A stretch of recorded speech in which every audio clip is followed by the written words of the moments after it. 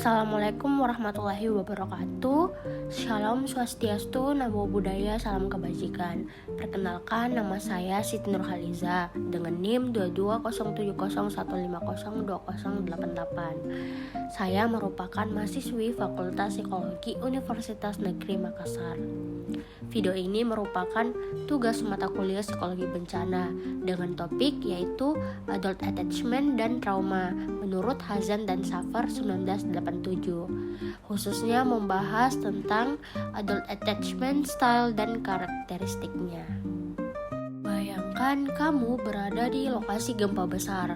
Dalam situasi panik, ada orang yang langsung mencari keluarga, tetapi ada juga yang memilih menyendiri dan diam. Kira-kira mengapa respon orang terhadap trauma itu bisa berbeda-beda? Salah satu kunci jawabannya terletak pada attachment style, pola hubungan emosional yang terbentuk sejak kecil dan terbawa hingga dewasa. Nah, teori ini tuh penting dalam psikologi bencana karena dapat membantu kita memahami perilaku dan respon emosional penyintas trauma.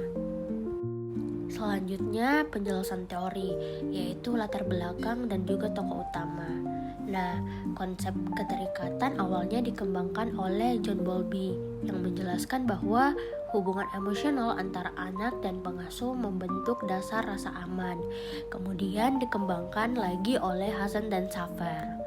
Hazan dan Safer ini mengembangkan teori ini ke tahap dewasa dengan konsep bahwa hubungan romantis itu memiliki pola emosional yang sama seperti ikatan anak ke orang tua.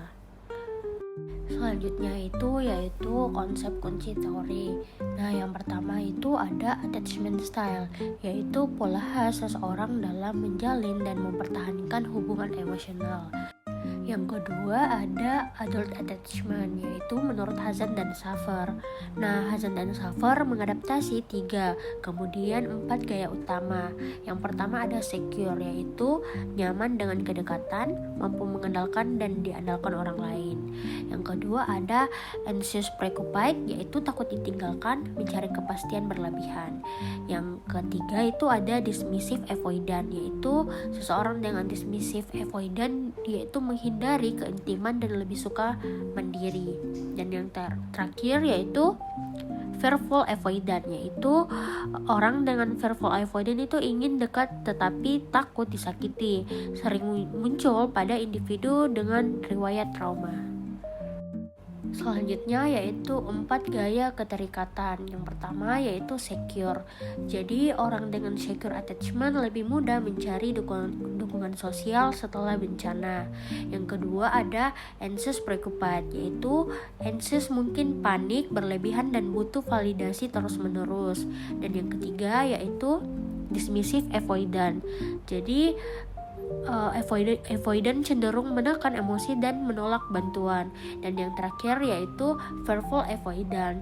Nah, fearful avoidant ini bisa mengalami disosiasi atau ketidakstabilan emosi berat setelah trauma. Selanjutnya yaitu ada contoh dalam konteks Indonesia.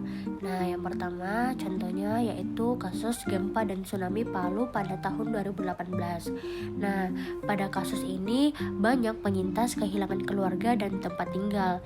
Penelitian di lapangan juga menunjukkan bahwa mereka yang memiliki secure attachment lebih mudah menjalin koneksi dengan komunitas, aktif membantu sesama dan lebih cepat pulih. Sebaliknya, individu dengan avoidant attachment cenderung menarik diri, sulit terbuka pada konselor dan butuh waktu lebih lama untuk memproses emosinya. Selanjutnya contoh kedua dalam konteks Indonesia yaitu erupsi Gunung Semeru pada tahun 2021. Nah, di posko pengungsian, beberapa orang menunjukkan kecemasan berlebihan jika ditinggal sendirian. Ini seringkali mencerminkan anxious attachment. Pendekatan yang efektif dalam situasi seperti ini adalah attachment informed therapy, yaitu intervensi psikologis yang berfokus pada penciptaan rasa aman dan hubungan terapeutik yang stabil. Selanjutnya yaitu strategi pendekatan. Nah, terapi berbasis attachment menyesuaikan pendekatan dengan gaya keterikatan seseorang agar proses pemulihan lebih efektif dan empatik. Nah, untuk secure attachment berikan peran aktif dalam pemulihan komunitas. Dan untuk avoidant tunjukkan empati tanpa terlalu menekan kedekatan. Untuk anxious hadir secara konsisten dan berikan kepastian emosional. Dan untuk fearful, bantu mereka membangun rasa aman dan juga kepercayaan secara bertahap. Dengan memahami gaya keterikatan ini, intervensi pasca bencana dapat menjadi lebih efektif, empatik, dan sesuai dengan kebutuhan psikologis individu. Selanjutnya yaitu kritik dan saran.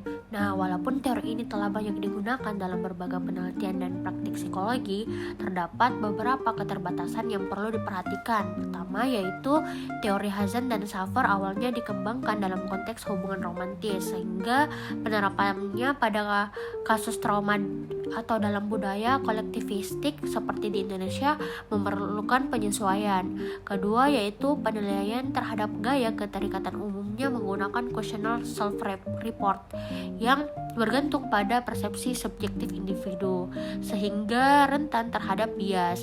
Ketiga yaitu teori ini belum sepenuhnya mampu menjelaskan respon ekstrim terhadap peristiwa traumatis berskala besar seperti kehilangan massal akibat bencana alam. Sebagai upaya pengembangan, Bartholomew dan Horowitz memperkenalkan model 4 kategori yang lebih komprehensif dan menambahkan dimensi anxiety dan avoidance. Nah, dalam konteks Indonesia, faktor-faktor budaya seperti dukungan keluarga besar, nilai kebersamaan, serta rasa saling tolong-menolong juga berperan dalam memodifikasi pola keterikatan individu. Oleh karena itu, teori adult attachment itu perlu terus dikaji dan disesuaikan agar lebih relevan dengan konteks sosial dan budaya yang beragam. Nah, teman-teman, sebagai penutup, ada 3 poin penting yang perlu kita ingat. Yang pertama yaitu pola keterikatan yang terbentuk sejak kecil berpengaruh besar terhadap cara kita menghadapi stres dan trauma di masa dewasa. Yang kedua yaitu 4 gaya keterikatan. Yang pertama secure, anxious, avoidant, dan terakhir fearful, mencerminkan perbedaan dalam regulasi emosi dan cara mencari dukungan. Yang terakhir ada attachment informed therapy, yaitu dapat membantu penyintas bencana membangun kembali rasa aman dan kepercayaan diri.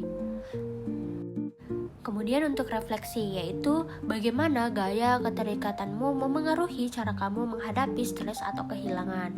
Nah, pertanyaan ini tuh bisa membantu kita lebih sadar dalam membangun hubungan dan menjaga kesehatan mental. Nah, itu tadi pembahasan tentang 4 gaya keterikatan orang dewasa dan karakteristiknya menurut Hazan dan Safer. Semoga dari video ini kita bisa lebih paham kenapa setiap orang punya cara berbeda dalam membangun hubungan dan menghadapi trauma. Terima kasih sudah menonton video ini, semoga bermanfaat dan bisa menjadi refleksi untuk kita semua. Wassalamualaikum warahmatullahi wabarakatuh.